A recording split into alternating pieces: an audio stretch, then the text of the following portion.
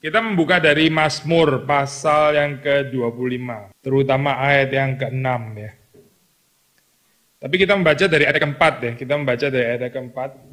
Beritahukanlah jalan-jalanmu kepadaku ya Tuhan, tunjukkanlah itu kepadaku. Bawalah aku berjalan dalam kebenaranmu dan ajarlah aku, sebab engkaulah Allah yang menyelamatkan aku, engkau ku nanti-nantikan sepanjang hari. Nah, kita baca bersama-sama kalau Bapak Ibu ada ini Alkitab. Ingatlah segala rahmatmu dan kasih setiamu ya. Sebab semuanya itu sudah ada sejak purbakala. Saya baca lagi sendiri. Dosa-dosaku pada waktu muda, pelanggaran-pelanggaranku janganlah kau ingat, tetapi ingatlah kepadaku sesuai dengan kasih setiamu, oleh karena kebaikanmu ya Tuhan. Sampai di situ, mari kita berdoa. Tuhan berkati pembacaan firman Tuhan ini, Engkau menolong kami, Roh-Mu yang Kudus ada bersama dengan kami, sehingga apa yang kami renungkan ini bukan hasil daripada pikiran kami sendiri, pendapat kami sendiri, pengertian kami sendiri, tapi sungguh-sungguh apa yang Tuhan mau nyatakan bagi kami semua yang percaya kepada Tuhan. Engkau memberkati baik hamba-Mu, memberkati apa yang akan dikotbahkan, dan setiap kami yang mendengar, kami semua boleh dikuduskan oleh kuasa firman Tuhan. Terima kasih Tuhan, Engkau ada bersama dengan kami, dan kami bersyukur untuk persekutuan yang Tuhan berikan pada pagi hari ini. Demi Yesus Kristus kami berdoa. Amin. Kita memberikan judul hari ini dari ayat yang ke-6 ya. Satu doa supaya Tuhan itu mengingat segala rahmat-Nya, mengingat kasih setia-Nya, termasuk mengingat kita. Ini kalau di dalam kalender gereja ya, kita barusan gak lama kan itu permulaan daripada ini ya, masa persiapan untuk pasca Lent, itu mulai dari Rabu Abu ya, kalau saudara punya kepekaan ya, ini masa di dalam masa Lent, ini minggu ini ya, hari minggu 3 hari lagi ini ya, kalender gerejanya itu adalah namanya Minggu Reminiscere. Minggu Reminiscere itu diambil dari 25 ayat 6 ini. Yaitu minggu yang mengajak kita untuk mengingat, ya, mengingat apa? Mengingat perlunya mengingat, gitu ya. Jadi kita mengingat apa? Mengingat ingatan itu apa sih? Nah, saya pikir ini tema yang cocok juga kalau kita renungkan di dalam kelompok lansia ya. Maksudnya kita tua gitu ya, kita bergumul dengan soal ingatan ya, betul nggak sih? Saudara bergumul dengan soal ingatan, ingatan masih sangat tajam gitu ya. Hopefully kita nggak sampai lupa, ini siapa ya? Padahal anak sendiri gitu ya. Wah itu sebab ini pikun ya. Kita mesti minta pertolongan Tuhan supaya jangan cepet pikun. Papa saya itu umur 77 saya, kayaknya dia mulai agak bukan pikun sih ya, mungkin lupa atau apa gitu ya. Kemarin dia berangkat ke Singapura mau berobat gitu, terus kemudian dia sudah jalan, dia WhatsApp saya, dia bilang, tolong itu minuman apa yang tinggal setengah botol itu dimasukin kulkas, maksudnya supaya nggak rusak gitu ya. Saya cari-cari nggak ada ini botol sudah kosong semua gitu. Tahunnya sudah dia bawa ke Singapura, dia masukin koper. Oh kayaknya sudah di koper ya, iya kayaknya karena saya cari di mana-mana, di toilet di mana semuanya nggak ada. Gitu. Dan umurnya baru 77 gitu. Tapi kalau kadang-kadang saya juga bisa lupa sih, saya juga bisa lupa. Kita sebagai orang tua, apalagi ya ini makin lama makin tua gitu, kita mulai takut kalau kita ini jadi lupa gitu ya, jadi pelupa, kita jadi pikun, kita takut tuh bagian itu ya. Ini satu hal yang menakutkan di dalam kehidupan kita. Orang biasa pakai apalah, bilang mesti minum jingkon atau apa gitu ya, supaya nggak cepat pikun dan sebagainya. Tapi mungkin ada yang lebih menakutkan lagi daripada kita takut kita itu nggak bisa mengingat. Ada yang lebih menakutkan, nggak kalah menakutkan, yaitu kita takut kalau kita nggak diingat. Nah, Pak saya ini ya. Jadi bukan saya takut kalau saya nggak bisa ingat, itu sudah menakutkan juga. Kalau saya nggak bisa ingat kan itu menakutkan ya. Tapi kalau saya sendiri nggak diingat oleh orang lain, itu menakutkan, menakutkan gitu. Dan manusia ada pergumulan itu ya. Secara psikologi, secara perasaannya dan sebagainya. Kita punya keturunan, anak-anaknya dulu kita kecil, bayi, kita yang take care, kita yang gendong, kita yang nyusuin, dan seterusnya, yang bawa dokter kalau sakit dan sebagainya. Lalu waktu mereka besar, ya ada saat-saat di mana kita ngelus dada gitu ya, kok dia nggak inget ya waktu dulu ini. Dia nggak inget dulu waktu kecil gimana gitu, kok sekarang jadi begini dan sebagainya. di dalam pengharapan kita ya untuk diingat oleh orang lain itu bisa membawa kepada kekecewaan gitu. Ya. Saudara mungkin pernah ketemu juga sama teman lama gitu misalnya, teman lama terus saudara seneng sekali ketemu gitu, terus saudara tiba-tiba, gitu, gimana gitu, terus dia bengong gitu lihat saudara, ini, lu saudara juga belum, ini saya gitu, terus mulai jalan itu di SD kemarin, dia tetap bengong gitu kan, wah mulai ini, kirain saya perampok atau apa gitu ya, mau ngejahatin dia, pura-pura kenal padahal memang kenal gitu, tapi dia yang nggak kenal, dia nggak bisa inget gitu ya, kita jadi agak kecewa ya gitu. Ini gimana ya, dulu sebangku loh, padahal dia sering minta tolong saya, sekarang dia lupa saya. Nah, hidup apalagi lebih sakit lagi kalau ternyata dia jadi orang yang penting, berhasil dan sebagainya. Terus lupa, lebih sakit lagi. Gitu. Mentang-mentang lu sekarang sudah terkenal, jadi bintang film, lupa saya lagi, dan seterusnya, dan seterusnya. Pura-pura nggak kenal ya. Pengharapan kita ya untuk diingat orang lain, itu bisa mengecewakan gitu. Termasuk bahkan orang-orang yang paling dekat dengan kita ya, termasuk anak-anak kita gitu. Kita berharap mereka selalu ingat kita, selalu ingat kita. Maka kalau kita bicara tentang ingatan ya, itu pertama itu adalah urusannya itu dengan Tuhan gitu. Dengan Tuhan ya, bukan dengan manusia. Jangan kita pikir kita bisa ingat enggak, saya pikun enggak ntar gitu ya. Itu putar di dalam diri sendiri. Kalau kita berharap kepada orang lain juga jangan sampai lupa tentang saya.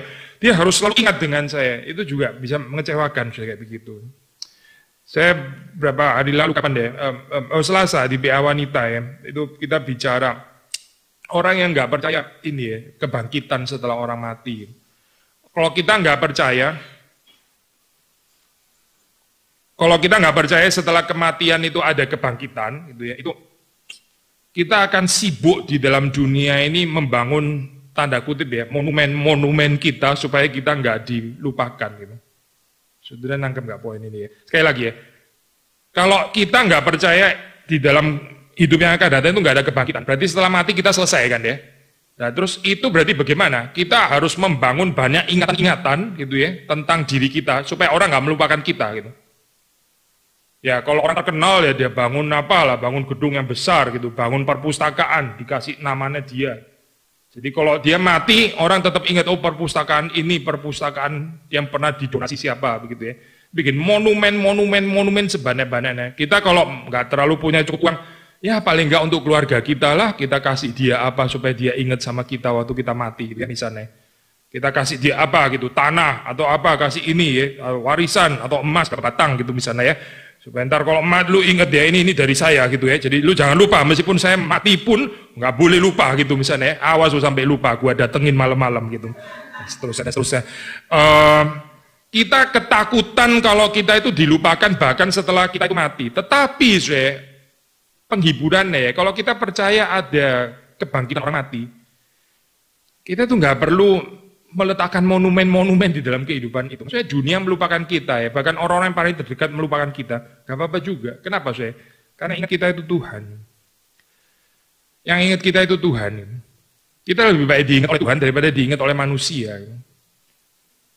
Lebih baik kita mengingat Tuhan juga ya, daripada kita cuma sekedar nggak pikun. Ya. Saya tertarik waktu bicara hal ini ya, ada satu lagu Perjamuan Kudus, saya nggak ada bahasa Indonesia, nah, tapi baitnya itu sangat-sangat bagus ya, itu bahasa Inggris gitu, mungkin kapan bisa diterjemahkan ya. Jadi Perjamuan Kudus, saudara tahu kan ya, Perjamuan Kudus kita kan mengingat Tuhan kan ya, kita mengingat Tuhan, kita mengingat Kristus itu.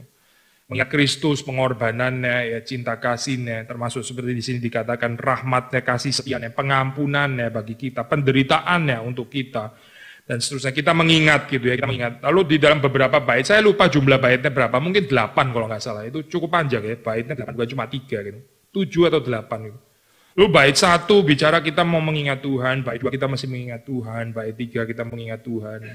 Dan saya tertarik dengan bait yang terakhir, bait akhir. Kalau nggak salah bait 7 atau bait 8 gitu. Terus kalimatnya kira-kira bunyinya seperti ini. Waktu saya tua, saya mungkin nggak bisa lagi ngomong, saya mulai nggak jelas itu ya. Pikiran saya mungkin mulai rusak, itu nggak bisa tajam lagi. Saya mungkin juga sulit ya, memuji Tuhan mulai sulit. Mungkin saya mulai sakit-sakitan. Bahkan saya mungkin mulai pikun ya. Terus di dalam ayat itu, bait yang terakhir dikatakan, ya Tuhan, ingatlah aku.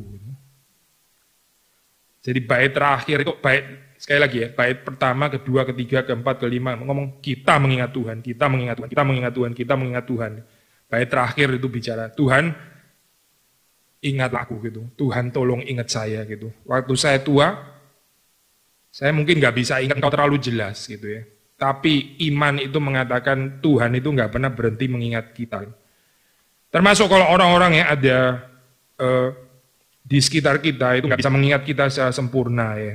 Kita jangan jadi sedih terus kecewa, apalagi terus ini namanya saya penuh dengan kepahitan kehidupannya ya. Itu masa tua jangan penuh kepahitan saya kehidupan. Itu untuk apa sudah mau ketemu Tuhan kok kepala penuh kepahitan? Kan gak enak ya. Itu kehidupan yang waktu kita muda kita banyak seneng, waktu tua terus jadi banyak susah. Untuk apa kayak begini saya? Itu sukacita itu selama kita bertumbuh makin lama makin dewasa, makin lama makin tua, sukacita juga harus makin lama makin penuh. Jangan sukacita di masa muda, di waktu tua lebih banyak tadi ya, ngelus dada itu tadi ya. Enggak betul kehidupan seperti itu, enggak seperti kehidupan orang Kristen. Tapi kenapa kita bisa terus bertumbuh di dalam sukacita? Kenapa? Salah satu jawabannya adalah ini ayat ke-6 mengatakan karena kita ini mengingat ya kesetiaan Tuhan, mengingat rahmat Tuhan. Karena kita percaya Tuhan juga mengingat kita. Dan kesetiaan rahmat Tuhan itu bukan baru sekarang, tapi sudah sejak dulu, sudah ada sejak purbakala. Ini bukan sesuatu yang baru, ini bukan sesuatu yang terus kemudian kita baru minta sekarang, baru ada sekarang gitu ya. Tapi dari dulu Tuhan itu sudah setia, kasih setianya itu tidak berkesudahan. Ya, di dalam ratapan dikatakan itu selalu baru setiap pagi. Barang yang lama itu biasanya nggak bisa baru, betul nggak? Ini kan dikatakan sejak ada sejak purbakala. Saudara punya barang apa yang sudah ada sejak purbakala? Ada nggak di rumah? Dibuangin kali sama anak-anak ya. Misalnya simpen TV hitam putih gitu misalnya ya. Zaman kapan ini hitam putih? Gitu. Sudah buang aja. Sekarang sudah flat screen, sudah apa? Saudara masih pakai film hitam putih yang gede lah gitu ya. Aduh ini nggak zaman gitu ya, biasanya sama anak-anak kita sudah lah buang aja lah pakai gini, apa disimpan-simpan, nggak bisa, ini ada nilai sentimental, ini dulu adalah TV yang saya beliin mama waktu pacaran gitu misalnya, jadi jangan dibuang dan sebagainya. Tapi keturunan kita sebel lihat ini, karena ya ini barang purbakala, sudah dibuang saja, kalau nggak bisa di museum ya sudah dibuang saja gitu. Barang yang lama itu nggak bisa baru kan ya. Betul kan ya? Yang ada sejak purbakala kan nggak bisa baru. Kalau baru ya bukan sejak purbakala. Tapi ayat ini bilang rahmat Tuhan, kasih setia Tuhan itu sejak purbakala. Tapi di dalam ratapan dikatakan itu selalu baru setiap pagi. Selalu baru setiap pagi. Matahari ini kan selalu sama ya. Ini barang yang sama kan ya. Tapi kalau saudara melihat sinarnya ya, sudah rasa ini ada kesegaran yang baru, ada harapan baru. Waktu hari terbit matahari, nggak mendung, kita itu lebih ini ya. Saya nggak tahu sih ya, mungkin kita orang timur nggak terlalu peka sama gitu-gitu ya. Saya pernah lihat satu gambaran meme perbandingan antara orang timur sama orang barat ya. Katanya kalau orang barat itu ya, mataharinya redup, mendung, dia juga suasana hatinya mendung. Lalu kalau matahari ceria, bersinar terang, dia juga terang hatinya. Tapi kalau orang timur mau mendung, kayak mau terbit, mau apa ceria, yaitu ceria, sedih, yaitu sedih. Kayak nggak terlalu terpengaruh sama matahari terbit, nggak terbit gitu. Saya pikir ada kelebihannya ya, orang kalau bisa melihat matahari terbit, lalu dia terus kemudian mengaitkan dengan pengharapan yang ada di dalam Tuhan. Di dalam Mazmur itu ada banyak ayat-ayat seperti itu, waktu orang itu menunggu Tuhan, ya, menjelang pagi. Itu datang pertolongan dari Tuhan. Karena pagi itu matahari itu terbit, nah itu dianggap seperti kita keluar dari kegelapan gitu. Jadi mereka bukan cuma memikirkan tentang gelap, ada lampu terus tetap mati. Mereka mengaitkan dengan hal-hal rohani gitu. Matahari terbit itu ada pengharapan yang baru dari Tuhan. Tadi yang saya mau katakan adalah matahari itu kan sudah ada sejak purbakala gitu ya. Itu hal yang lama. Tapi waktu terbit kita rasa ada kesegaran yang baru ya. Ada hal di dalam dunia yang sudah ada sejak purbakala seperti kayak air. Saudara, ini pinjem ilustrasinya Pak Atong ya. Saudara nggak pernah bosan sama air kan deh? Saudara, air lagi gitu misalnya kan enggak ya. Kita ya minum air tiap hari. Kalau kita orang timur makan nasi gitu. Saudara nggak pernah nasi lagi gitu misalnya. Ya kita susah makan kalau nggak ada nasi. Ini hal yang sudah ada sejak purbakala, tapi juga bisa senantiasa segar setiap hari. Maka waktu kita mengenang hal ini, ya, mengingat rahmat Tuhan, kasih setia Tuhan, itu bukan menjadi sesuatu yang membosankan harusnya.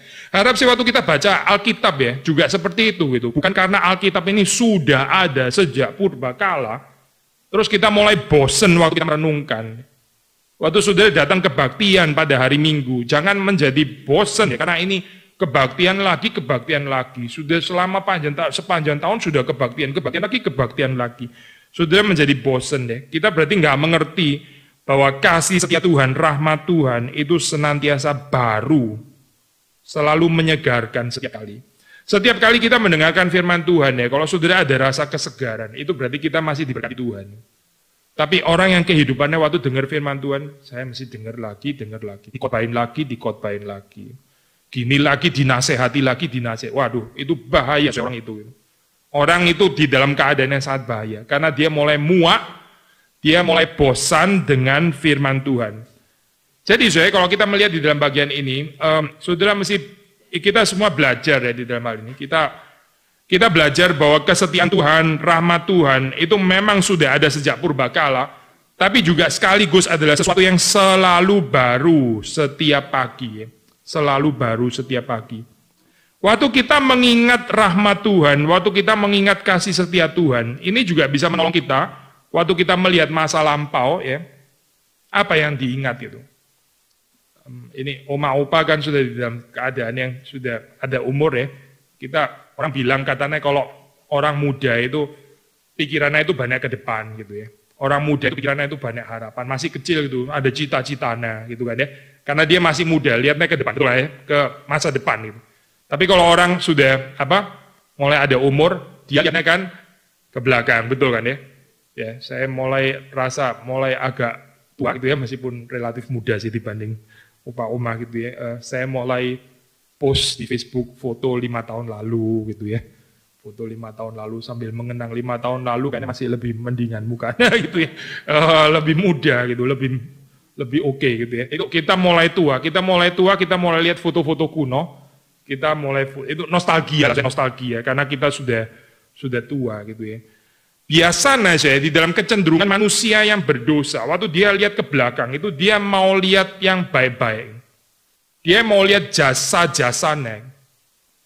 Waktu kita lihat ke belakang, kita lihat apa yang sudah saya kerjakan supaya kita nggak sedih itu maksudnya ya.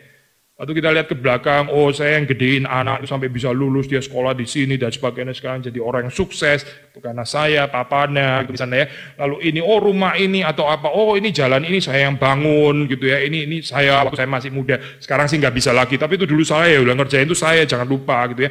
Oh gereja ini, donasinya juga saya donasi juga gereja ini dan sebagainya. Ini saya, orang suka mengingat ya gitu ya, saya waktu tua gitu.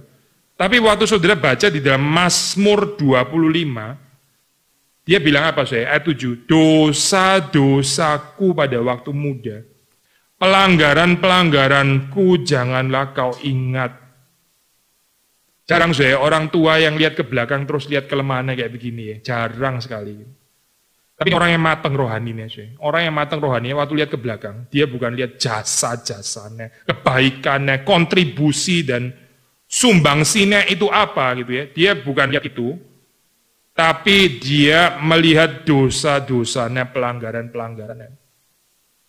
Ini yang bikin kita terus-menerus bertumbuh sih. Kalau kita melihat ke belakang, kita melihat kekurangan kita ya. Kita bukan melihat kelebihan dan apa yang sudah kita achieve, yang sudah kita capai ya. Tapi kita melihat kekurangan kita. Kita menjadi orang yang terus-menerus sadar akan cinta kasih Tuhan. Akan Tuhan yang memang besar rahmatnya, kasih setianya, pengampunannya. Ini membuat kita rendah hati. Ini membuat kita terhadap orang lain juga bisa lebih menerima kelemahannya. Ya, kita kadang di dalam kesulitan kehidupan kita ya, kita susah bergaul dengan semua orang gitu. Ada kita ini bisa sangat pemilih. Kalau sama ini saya mau, kalau sama itu waduh saya nggak mau deket-deket, saya nggak mau duduk bareng gitu. Ini orang aneh soalnya gitu misalnya kan ya. Padahal yang aneh mungkin juga kita juga ada aneh sih, aneh untuk dia, tapi dia juga aneh untuk kita, saling aneh untuk orang lain gitu ya. Kita nggak mau deket-deket dengan orang yang kita rasa kita nggak cocok gitu. Kita umur sudah lanjut kok masih berpikir kayak anak-anak kayak begini ya. Ini anak-anak pun nggak kayak begitu loh.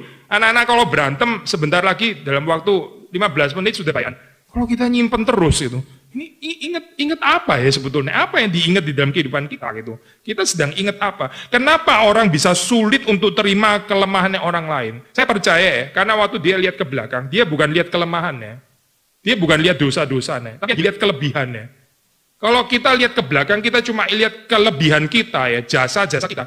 Kita akan susah terima kelemahannya orang lain loh. Karena kita rasa saya baik, saya sudah berjasa, saya kontributif dan sebagainya. Terus kita lihat orang lain, kontribusimu apa?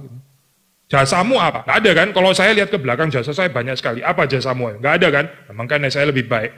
Nah itu gambaran seperti ini saya. Sekali lagi ya, bahaya saya bahaya gitu. Karena itu bukan seperti orang Kristen. Orang Kristen waktu lihat ke belakang, itu dia lihat dosa-dosanya dan pelanggaran-pelanggarannya. Memang nggak enak ya saya, waktu melihat dosa-dosa dan pelanggaran, kita bisa jadi sedih gitu ya, kita bisa jadi malu, kita takut untuk melihat hal itu ya. Ada orang itu yang masa mudanya itu terlalu susah ya. Ada orang masa mudanya terlalu susah, mungkin terlalu miskin. Lalu waktu dia sudah berhasil ya, dia seperti kayak mau menutup masa lampau itu supaya nggak ada lagi yang tahu gitu. Saudara bisa ngikutin ilustrasi kayak gini. Ada orang waktu kecil itu terlalu susah gitu, terlalu miskin. Lalu waktu dia berhasil, dia seperti kayak nggak mau tahu lagi dengan masa kecil, masa susahnya itu. Ntar kalau dia ketemu teman gitu, oh kamu yang dulu waktu itu, oh enggak, siapa itu, saya nggak tahu gitu. Dia pura-pura nggak tahu sama masa kecilnya. Karena itu adalah masa yang terlalu gelap, terlalu susah, terlalu, kalau diingat itu sakit begitu ya. Jadi kita maunya mengingat yang baik-baik, yang berhasil-berhasil, yang sukses dan sebagainya. Tetapi ayat ini sekali lagi mengajarkan kepada kita waktu lihat ke belakang, lihat dosa-dosa dan pelanggaran-pelanggaran kita. Menyakitkan, iya memang menyakitkan, tapi ada kekuatan. Kenapa sih? Karena ada rahmat Tuhan dan ada kasih setia Tuhan. Kuncinya itu kalau kita percaya ada rahmat Tuhan, kasih setia Tuhan, pengampunan Tuhan, cinta kasih Tuhan, kita bisa mengingat dosa-dosa kita dan pelanggaran-pelanggaran kita. Karena Tuhan itu mengampuni, Tuhan itu menutup. Itu yang membuat kita itu betul-betul jadi seperti manusia, benar manusia yang sejati gitu ya. Jadi lebih menjadi seperti manusia. Karena kita nggak manusiawi di dalam kehidupan kita. Yaitu kapan saya? Waktu kita nggak berani mengingat masa lampau kita nggak berani melihat pelanggaran kita. Gitu. Ada orang di dalam masa apa ya? Waktu dia waktu muda dia punya pelanggaran, terus waktu dia menjadi tua dia seperti mau menebus pelanggarannya itu. Ya, dia melakukan apalah kompensasi ini. Mungkin kompensasi perbuatan baik di dalam masa tua, cuma menyatakan dia masa mudanya berantakan loh, mungkin gitu. Tapi kita juga nggak bisa menebus sendiri, kesalahan itu kita nggak bisa menebus, bukan kita yang menebus, dan juga nggak bisa ditebus sebetulnya, kecuali Tuhan yang menebus kita. Maka ini ya, keberanian untuk melihat dosa-dosa pelanggaran kita waktu kita muda, itu kita bisa tetap melihat bersama dengan Tuhan, karena Tuhan itu panjang sabar, dia itu penuh dengan kebaikan, dia ada kasih setia. Saya baca lagi ayat 7 ya, dosa-dosaku pada waktu muda, pelanggaran-pelanggaranku, janganlah kau ingat. Ya. Dia ingat dong, berarti dia ngomong gini, berarti dia ingat kan ya. Tapi dia minta kepada Tuhan, Tuhan memang saya tahu engkau maha tahu, pasti engkau tahu waktu masa muda saya banyak dosa dan pelanggaran. Tuhan nggak mungkin nggak tahu kan ya. Tapi pemazmur bicara, saya ingat itu, saya percaya engkau juga pasti tahu, tapi tolong jangan diingat itu, tutuplah ya, ingatlah kepadaku sesuai dengan kasih setiamu. Waktu Tuhan mengingat saya ya, tolong jangan mengingat saya berdasarkan kesalahan-kesalahan saya, gitu. Karena saya juga tahu saya orang yang berdosa, tapi ingatlah saya di dalam kebaikanmu. Ini membebaskan saya. Saya percaya orang yang hidup di dalam kuasa pengampunan Tuhan ya, itu ada sukacita sejati di dalam kehidupannya. Banyak sekali di dalam kehidupan kita itu kita nggak ada sukacita karena kita nggak percaya pengampunan Tuhan. Kita berusaha membenarkan sendiri kesalahan kita gitu. Caranya gimana dikompensasi?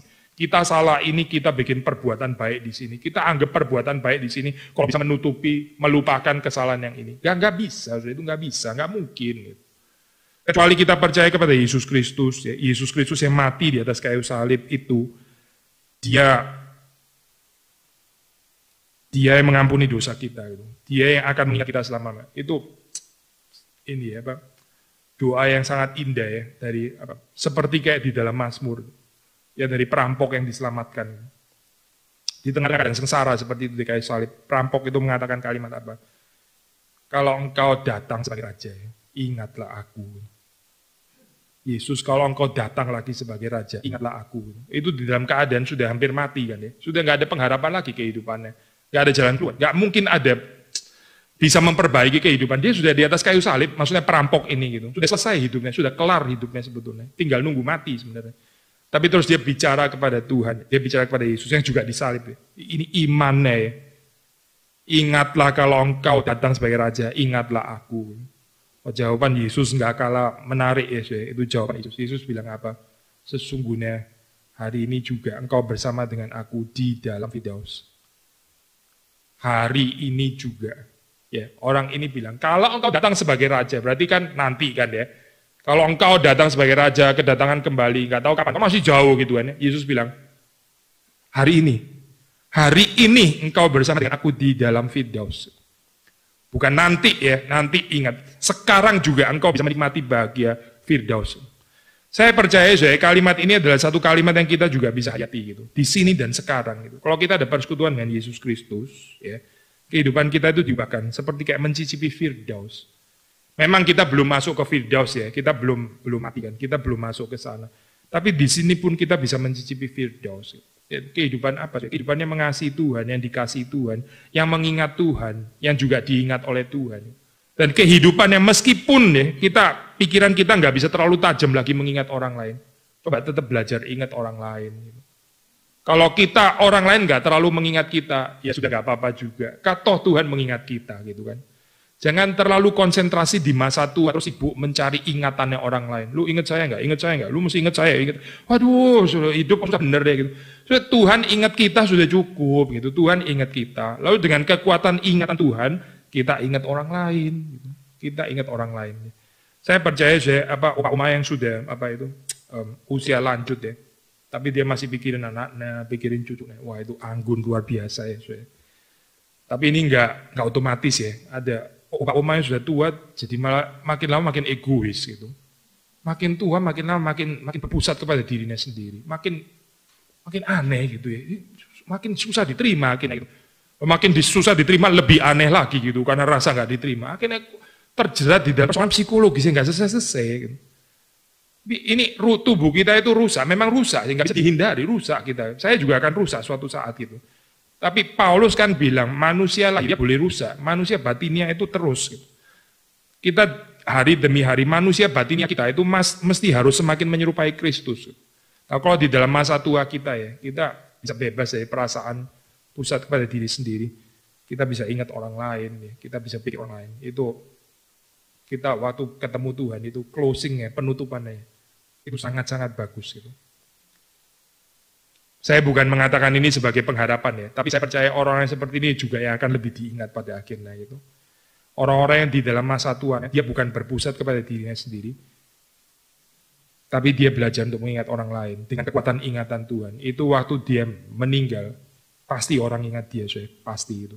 Karena ada beauty, karena orang ini seperti Kristus. Kita harap pengalaman kita, pengalaman saudara dan saya waktu kita di dalam dunia, ya kita bisa mengingat dengan benar itu. Pertama, Tuhan mengingat kita, lalu kita mengingat Tuhan. Kalaupun kita suatu saat nggak bisa lagi mengingat Tuhan, toh Tuhan masih mengingat kita. Dengan kekuatan itu, mari kita belajar untuk mengingat juga orang lain. Gitu. Jangan cuma ingat jasa-jasa kita, kebaikan kita. Itu anak kecil, bukan kayak orang percaya.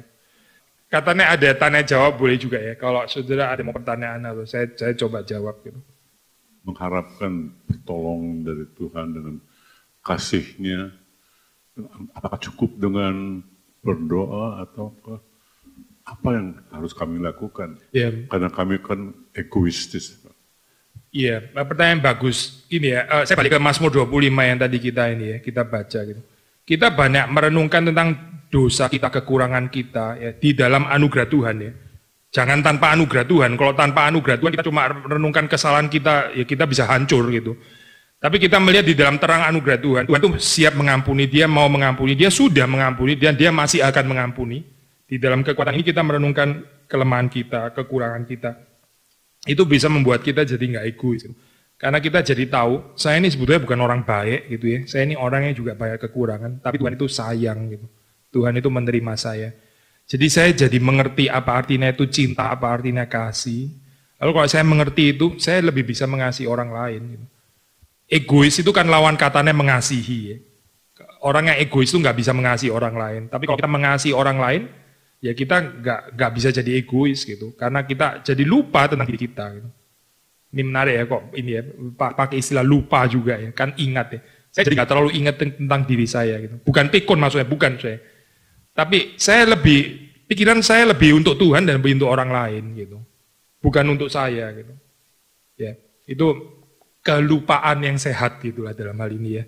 Kita bisa lupa tentang diri kita sendiri, kita lebih ingat orang lain. Nah itu kita menjadi nggak egois. Kenapa? Ya, karena kita banyak merenungkan cinta kasih Tuhan, kasih setianya, rahmat Tuhan, pengampunan, cinta kasih. Nah, itu menolong kita bisa lebih mengingat orang lain. Tadi Bapak bilang kalau seseorang itu selalu mengingat masa lalunya ya.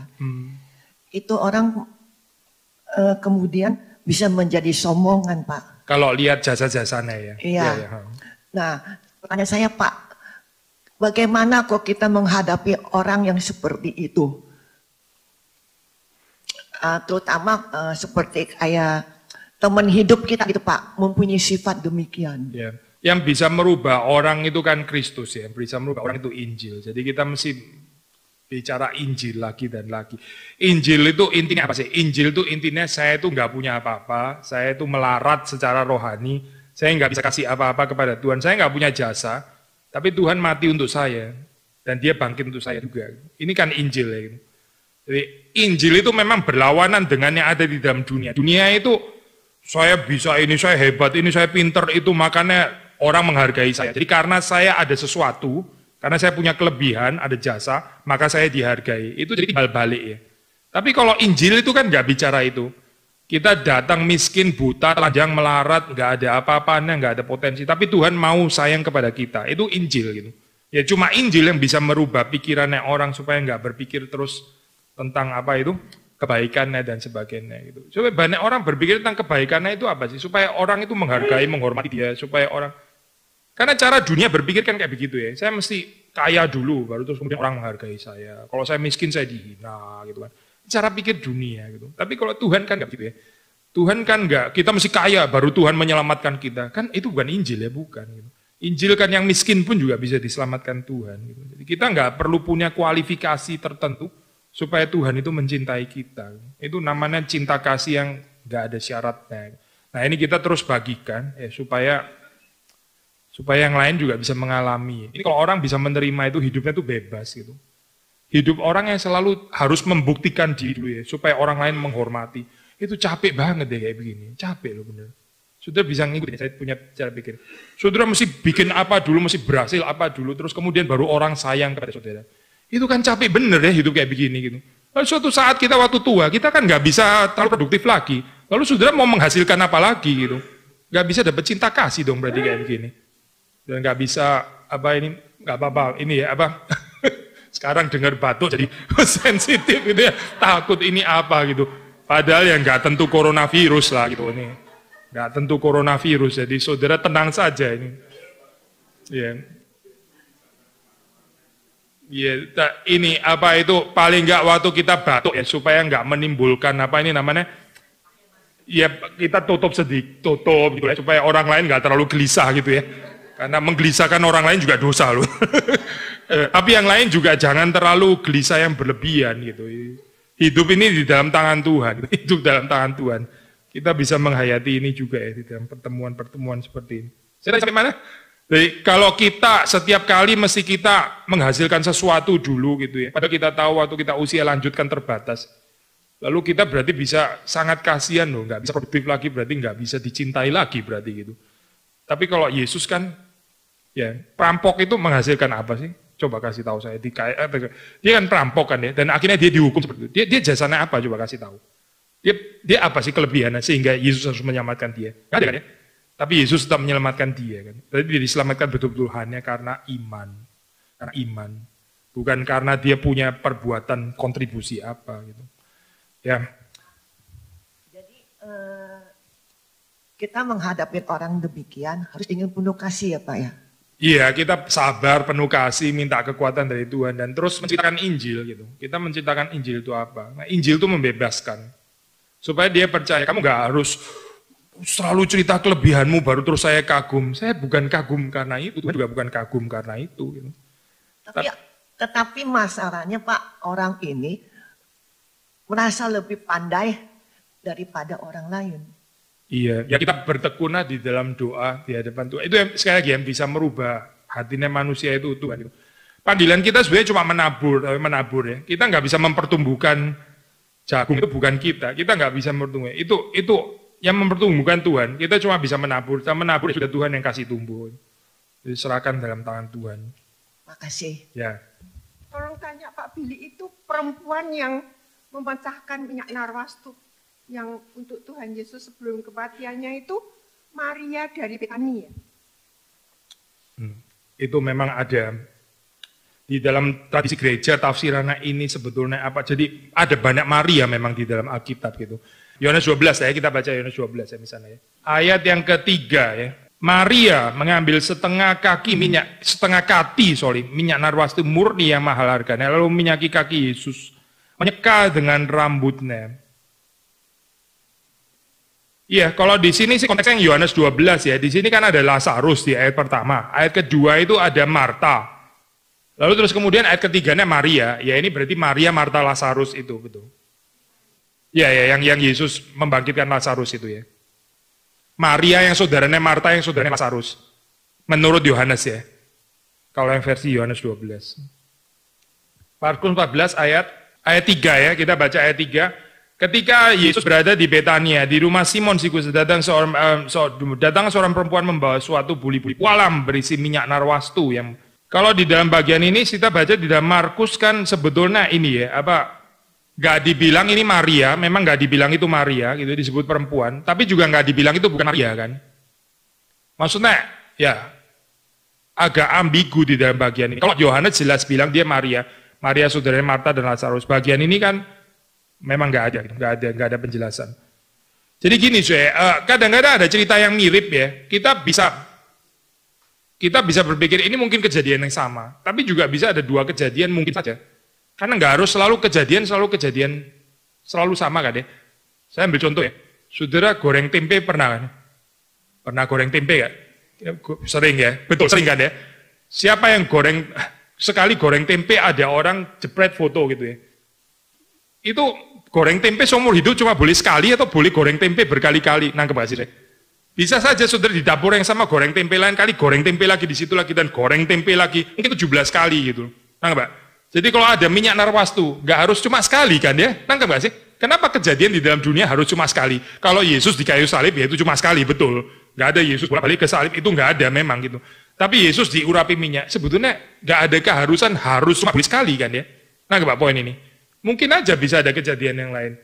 Tapi ceritanya mirip gitu misalnya. Tapi boleh kan ya, seperti kayak kita goreng tempe juga boleh. Goreng tempe mungkin kelihatan orang ini kayaknya sama deh. Kayaknya waktu tanggal itu, ternyata sudah tanggal yang lain. Gitu. Kan simple ya sebetulnya, mengerti Alkitab. Tapi menurut saya ini yang lebih penting itu bukan, nah ini kalimat yang penting ya, bukan untuk menyelidiki ini sama atau enggak sama atau apa. Yang lebih penting itu adalah waktu Markus menceritakan ini, itu apa yang dia mau khotbahkan gitu. Waktu Yohanes menceritakan itu apa yang dia mau khotbahkan, itu lebih penting untuk kita gitu. Jadi bukan untuk menyelidiki ini kejadian yang satu sama atau dua perempuan yang berbeda. Kalau saya tahu ini perempuan yang sama atau perempuan yang berbeda, nggak terlalu berguna ya untuk iman kita sebetulnya gitu. Nggak terlalu membuat kita lebih cinta Tuhan, betul nggak? Ya saya cuma tahu, oh ini perempuan yang sama, oh itu perempuan yang lain, tapi nggak membuat apa-apa di dalam pertumbuhan kerohanian kita. Tapi yang lebih membuat kita bertumbuh rohani, kalau kita bisa tahu, Markus pakai cerita itu apa, dia mau ngomong apa sebetulnya. Kenapa ada cerita minyak narwastu? Menurut Markus apa yang dia mau ajarkan? Nah waktu Yohanes pakai cerita yang mirip atau bahkan sama, dia bisa punya khotbah yang lain gitu. Nah itu yang menurut saya penting untuk kita tahu gitu. Kenapa Markus bawa cerita ini di situ? Kenapa Yohanes bawa cerita itu di situ gitu misalnya? Lalu apa artinya untuk saya? Nah ini mempertumbuhkan iman kita. Saya bukan berarti terus ini ya, kita ada tempatnya lah. Maksudnya kita menaikkan kalimat-kalimat seperti ini, tapi kita jangan kehilangan fokusnya gitu maksudnya. Yang lebih penting itu adalah membaca Alkitab terus artinya untuk saya ya, untuk gereja, untuk masyarakat itu apa gitu. Jadi saya bisa terus bertumbuh. Tuhan memberkati kita semua. Mari kita masuk dalam doa. Berkatilah Tuhan apa yang sudah kami dengar. Kami berdoa supaya Tuhan menaikkan di dalam hati kami dan menjadi satu pengalaman yang hidup, yang sungguh-sungguh kami bisa nikmati dalam Engkau. Kami bersyukur di dalam semua aspek kehidupan kami, bahkan di dalam masa tua kami pun Tuhan juga mengerti, dan Tuhan juga sudah menyediakan janji bagi kami di dalam masa tua kami. Kami berdoa beri kepada kami iman, kepercayaan supaya kami ini teguh di dalam Engkau, tidak diombang-ambingkan oleh roh yang ada di dalam dunia ini, tapi kami boleh dipimpin oleh Roh-Mu yang kudus. Tuhan menyucikan, Tuhan menguduskan, Tuhan terus mempertumbuhkan kami. Demi Yesus Kristus kami berdoa, kami bersyukur. Amin.